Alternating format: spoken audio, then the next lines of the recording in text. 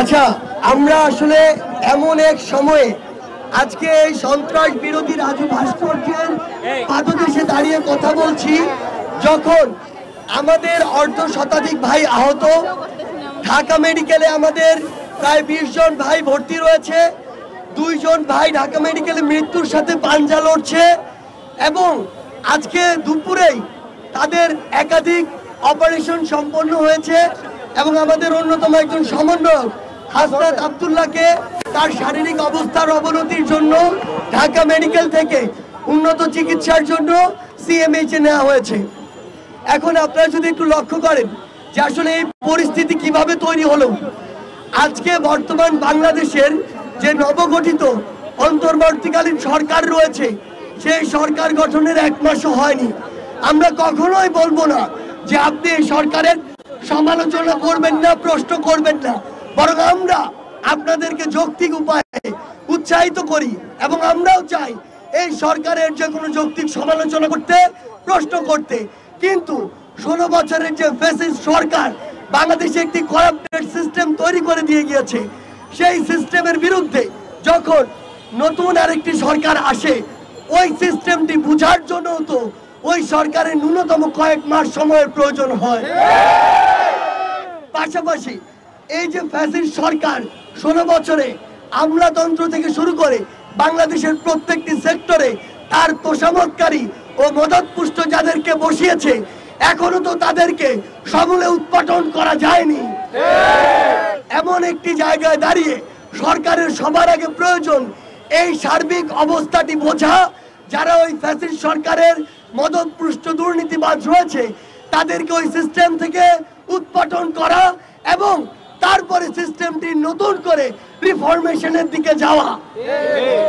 সেই জায়গাটিতে আমরা গতকালকে লক্ষ্য করেছি, আনসার বাহিনীর নাম করে কিছু সন্ত্রাসী সদস্য, আমরা বিশ্বাস করি ওখানে যারা ছিল তারা আনসার বাহিনীর সদস্য নয়, তারা হচ্ছে আনসার লীগের সদস্য, যারা তাদের সময়ে জনগণকে সেবা না দিয়ে ওই লীগকে সেবা দিয়ে এসেছে, যারা যোগ্যতার ভিত্তিতে সে স্থানটিতে না এসে লীগের তোষামত করে পা চেটে ওইখানে এসেছিল।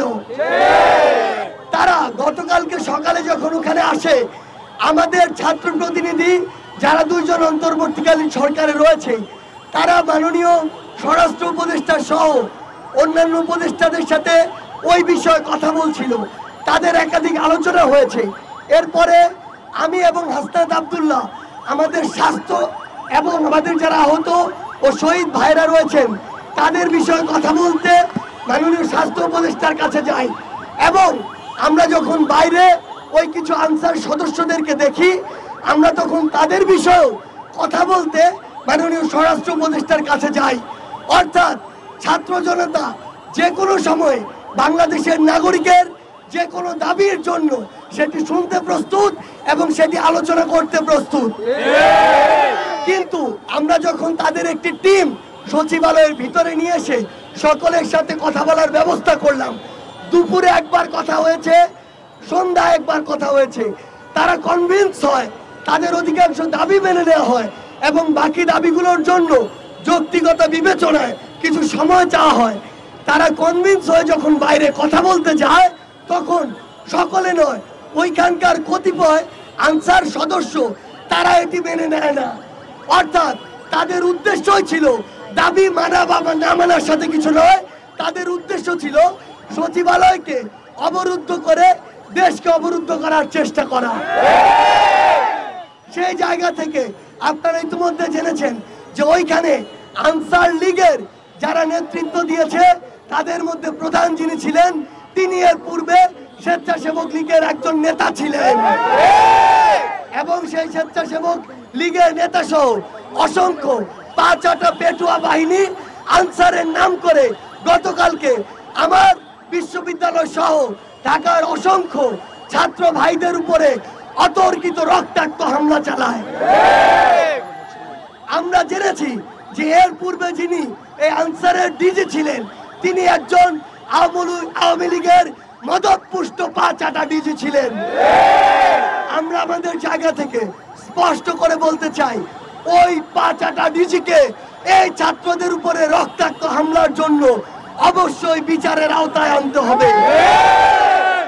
আমরা আমাদের জায়গা থেকে স্পষ্ট করে বলতে চাই, যে ফ্যাসিবাদের দোসররা এখনো বাংলাদেশের বিভিন্ন জায়গায় বসে বিভিন্ন ষড়যন্ত্র এবং নীল নকশার চেষ্টা করছে, তাদেরকে দ্রুত খুঁজে বের করে ওই জায়গা থেকে উৎপাটন করতে হবে।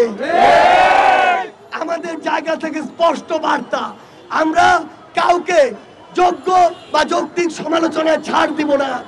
আমরা মাননীয় স্বরাষ্ট্র উপদেষ্টাকে বলতে চাই, আপনি আমাদেরকে বলুন 5 তারিখ চলে গিয়েছে, আজকে 26 তারিখ, এখনো পুলিশ কেন পুরো দমে মাঠে নেই? গতকালকে কেন ছাত্র জনতাকে যেতে হলো সচিবালয় প্রোটেকশন দেওয়ার জন্য? গতকালকে কিভাবে আনসার সদস্যরা আমার ছাত্র জনতার উপরে বুলেট নিক্ষেপ করলো? কিভাবে ওই আনসার সদস্য নামের আনসার লীগদের হাতে অবৈধ অস্ত্র গেল? আপনাদের খুঁজে বের করতে হবে তাদেরকে এই হামলা করার, বুলেট চালানোর অনুমতি কে দিয়েছে? আমাদের জায়গা থেকে স্পষ্ট বার্তা, অন্তর্বর্তীকালীন সরকারের কোন একজন উপদেষ্টা যদি তার দায়িত্ব পালনে নিজেকে যথেষ্ট যোগ্য এবং যতটুকু শ্রম দেওয়া প্রয়োজন ততটুকুর উপযুক্ত না মনে করে, তাহলে তার নিজে থেকেই এর চেয়ে ভালো একজন অপশন খুঁজে দেওয়া উচিত। আমাদের জায়গা থেকে আমরা স্পষ্ট করে বলতে চাই, গতকালকে আমাদের ভাইদের উপরে যারা হামলা করেছে, আমাদের ভাইদেরকে যারা আঘাত করেছে, রক্তাক্ত করেছে, অতি দ্রুত সময়ের মধ্যে তাদেরকে বিচারের আওতায় আনতে হবে। যে সকল আনসার লীগের সদস্যরা গতকালকে চক্রান্তের সাথে জড়িত ছিল এবং গতকালকের এই যে প্রোগ্রামটি ছিল এটিকে একটি চক্রান্তে নিয়ে যাওয়ার জন্য যারা ওইখানে সক্রিয় অংশগ্রহণ করেছে, তাদেরকে এই সকল প্রকার আনসারের সুযোগ সুবিধা থেকে অব্যাহতি দিতে হবে। এবং সবশেষে আমরা এটি বলবো যে আমাদের জায়গা থেকে স্পষ্ট বার্তা, এই যে 16 বছরে ফ্যাসিস্ট একটি সরকারের মাধ্যমে ফ্যাসিস্ট একটি প্রশাসন গড়ে উঠেছে, সেই ফ্যাসিস্ট প্রশাসন থেকে আওয়ামী লীগের যত দালাল তোষামতকারী পা চাটা রয়েছে তাদেরকে ওই জায়গাগুলো থেকে বহিষ্কার করতে হবে। এবং পরিশেষে আমার ছাত্র জনতা ভাই বোনদের উদ্দেশ্যে একটি কথাই বলবো, যদি যে কোনো সংকট তৈরি হয়, ওই ষড়যন্ত্রকারী ওই শকুনেরা যদি কোনো ষড়যন্ত্রের নীল নকশা করে কিংবা আমরা যদি এর মধ্যে কোনোভাবে আপতিত হই, গতকালকে যেভাবে আপনারা সমুদ্রের ঢেউয়ের মতো গিয়ে সকল চক্রান্তকে নস্যাৎ করেছেন, আগামীতেও 5 মিনিটের অ্যানাউন্সমেন্টে এমন করে সকল নীল নকশাকে আপনারা ধুলোয় মিশিয়ে দিলেন। আজকের মতো আমাদের এই বিক্ষোভ সমাবেশ আমরা এখানে শেষ করছি। বৈষম্য বিরোধী ছাত্র আন্দোলনের পক্ষ থেকে সকলকে আবারও সংগ্রামী শুভেচ্ছা। ইনকিলাব জিন্দাবাদ। ঢাকার বিভিন্ন প্রাইভেট বিশ্ববিদ্যালয় থেকে আমাদের যে সকল ভাইয়েরা আছেন তাদের প্রতি অসংখ্য ধন্যবাদ এবং কৃতজ্ঞতা প্রকাশ করছি। এছাড়া জগন্নাথ বিশ্ববিদ্যালয়, ঢাকা কলেজ, ইডেন কলেজ থেকে আমাদের যে সাত কলেজ থেকে ঢাকার বিভিন্ন কলেজ এবং বিশ্ববিদ্যালয় থেকে আজকের এই প্রতিবাদ সমাবেশে যারা এসেছেন সকলের প্রতি অসংখ্য